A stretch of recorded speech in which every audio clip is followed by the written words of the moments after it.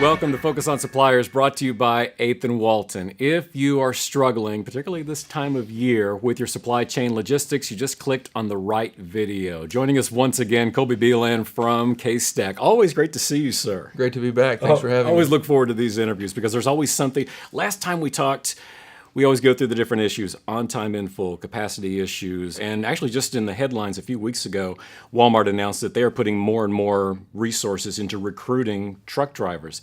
Is this something, Colby, that's being felt across the whole industry, the pinch? And if so, what's going to make the pendulum swing the other way? Well, the biggest challenge is for a carrier, having somebody to put in the seat to drive the truck.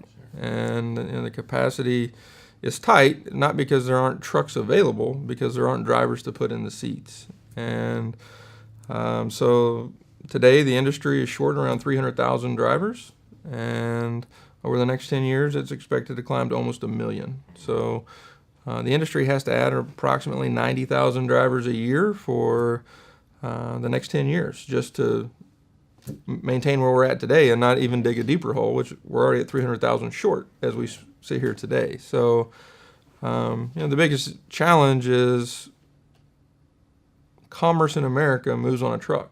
I mean, whatever you're wearing, whatever we're eating, whatever we're buying or anyone else is buying across the country, at some point it was on a truck somewhere. And so the truck drivers are the backbone of this industry. So it's very important that we recognize truck drivers. Walmart is actually running a TV ad, in appreciation of truck drivers, but more importantly, to trying to recruit truck drivers, because Walmart could probably hire a couple hundred drivers today if they could find them to meet their standards. And that's the other thing. You have all these government standards. An example, the regulation: truck driver has to be 21 years old to drive a truck. Well, there's a lot of senators and people being lobbied by transportation companies to lower that to 18 years to expand the pool of candidates for drivers and try to recruit drivers into the industry at an earlier age to help that grow. So there's a lot of things going on in the industry right now that are just changing rapidly. And there's a lot of change that has to happen from a government regulation standpoint. And so you have all these factors, but unemployment is at an all-time low.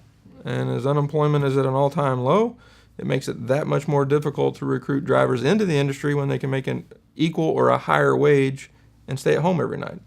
It comes down to quality of life. Truck driving is tough. You're traveling by yourself in very strange rural places and not a lot of connection to mankind, to be honest with you. So it's a quality of life, and we got to figure out how to bring drivers into the industry.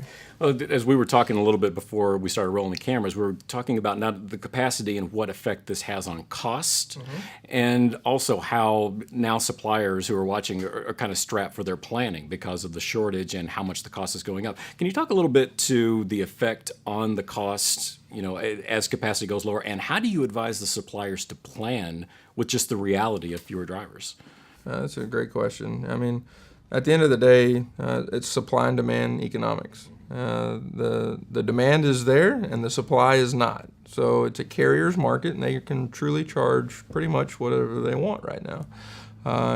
June was the highest transportation cost that the industry has seen over the last 10 years. We've got this hurricane impacting us right now, right as peak starts. We got the capacity. So costs are going to maintain high through peak season, and that creates challenges for anyone trying to ship or deliver goods. You have to find the truck, number one. You have to find the truck at a price you can afford to move it, number two. And then you have to hope that truck driver shows up, because if somebody offers him $500 more or $1,000 more, he's going to not show up. He's going to say his truck broke down or he's whatever, and they go take this other load. So it's a reality that everybody's facing. The beauty of what CaseStack does, or what we offer a supplier, is we manage all that for them, and we basically will guarantee that we can maintain the service level commitments that a supplier needs to meet Walmart's expectation of 95%. Or the expectation is 85%, but CaseStack is delivering at 95% plus for OTIF every week, and we've been doing it since April. So All right, Colby, it's always great to have you here. Thank you for being on the show. appreciate the opportunity. Thank you.